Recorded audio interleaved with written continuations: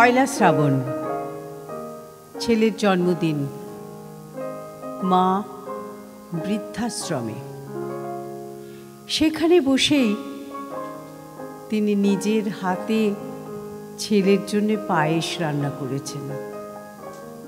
ছেলে আসবে কি আসবে না তিনি জানেন না, কিন্তু তিনি যে মা, সবসময় বিদ্যাসাগরের ভাষায় বলি, স্নেহ তো নিম্নগামী।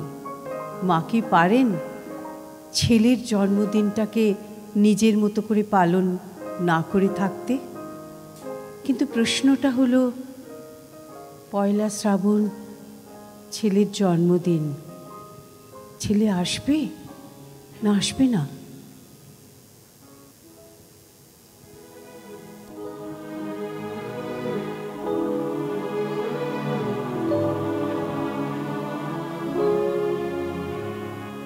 আজ পয়লা শ্রাবণ। খোকন, আজ তো জন্মদিন। তুই যখন জন্মেছিলি তখন আমরা যাদবপুরের নতুন গড়ে ওঠা কলোনির টালির ঘরে, তোর স্কুল মাস্টার বাবা সেই হ্যারিকেনের আলো জ্বালা ঘরেই আনন্দে আর খুশিতে ঝলমল করে উঠেছিলেন। তুই আসার পর তোর নাম রেখেছিলেন সুকল্যাণ। মানুষটার মনটা ছিল শিশুর মতো, অভাবে অনটনে বেঁচে থাকার নানান দুর্ভিক্ষেও কখনো ভেঙে পড়তেন না।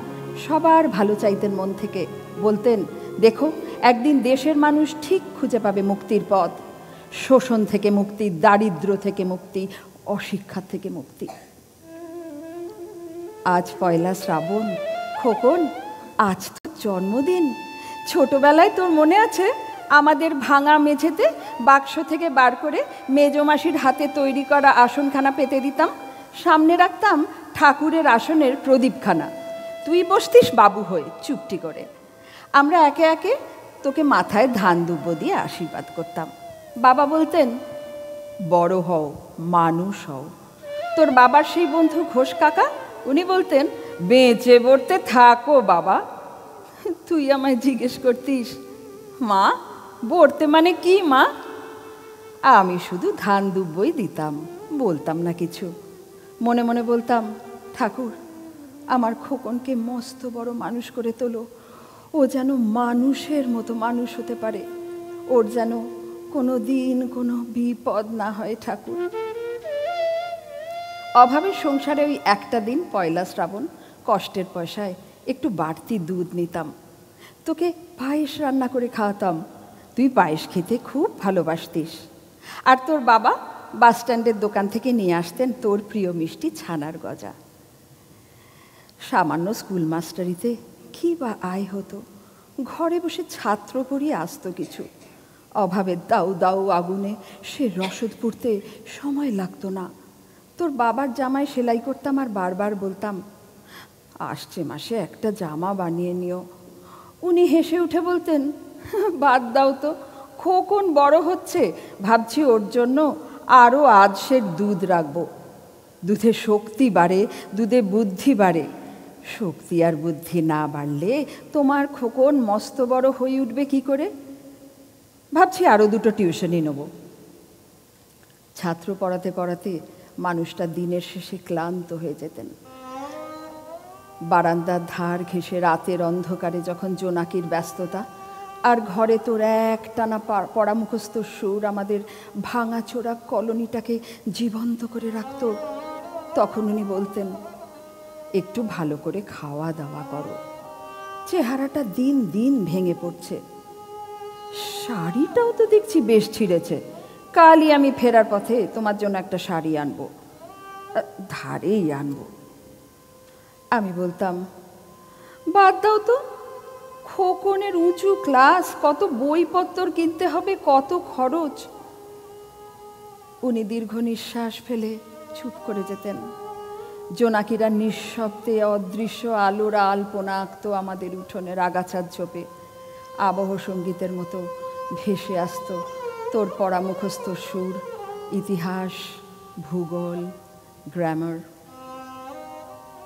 ঈশ্বর আমাদের নিরাশ করেননি। তুই কত বড় হলি, সব পরীক্ষায় তোর কত ভালো ফল হলো।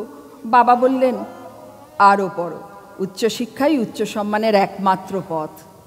তুই আরও পড়লি, তারপর তোর চাকরি হলো কত বড় অফিসে।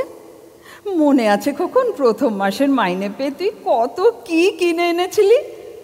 তখন তো আমরা উঠে এসেছি শ্যামবাজারে, 2 কামরার বেশ সাজানো গোছানো ফ্ল্যাট। তোর অফিস থেকেই তো দিয়েছিল।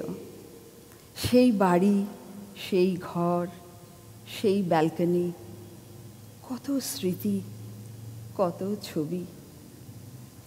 সেই বাড়িতেই তো আশ্বিনের এক ঝোড়ো বিকেলে তোর তোর মনে আছে খোকন, যেদিন তোর বাবা চলে গেলেন, তুই বাবার বুকের ওপর পড়ে হাপুস নয়নে কাঁদছিলি। সদ্য স্বামীহারা আমি সেদিন তোর ওই অসহায় মুখ দেখে আরো বেশি করে ভেঙে পড়েছিলাম। ছোটবেলার মতো তোকে বুকে টেনে নিয়ে বলেছিলাম, কাঁদিস না খোকন, আমি তো আছি, কাঁদিস না বাবা। আজ পয়লা শ্রাবণ।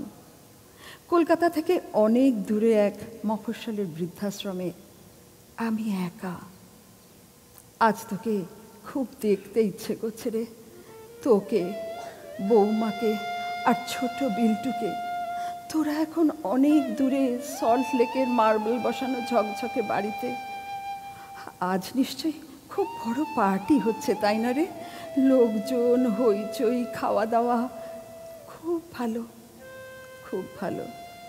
জানিস খোকন, আজ খুব মনে পড়ছে আমাদের যাদবপুরের ভাঙা বাড়িতে রাতে আমার পাশে শুয়ে যখন মাঝে মধ্যে ভয় পেয়ে আমায় জড়িয়ে ধরতিস, আর আমি বলতাম, ভয় কিরে, আমি তো আছি, মা তো আছে, মা যার থাকে তাকে কি ভূতে ধরে?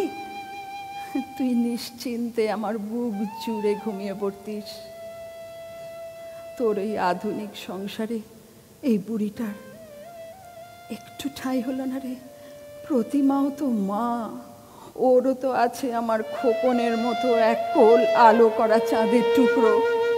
কিন্তু সময়ের কি আসল পরিবর্তন। তুই মনে হয় এখন আর পায়েস খাস না, তাই না রে? জানিস খোকন, আজ সকালে আমি পায়েস রান্না করেছি, হ্যাঁ, তোরই পাঠানো টাকায়। আর সেই পায়েসের বাটি সামনে নিয়ে সারা দিন এই বৃদ্ধাশ্রমে আমি একলা বসে আছি। তুই তুই একবার আসবি খোকন, একবার একবার একবার আসবি বাবা, একবার।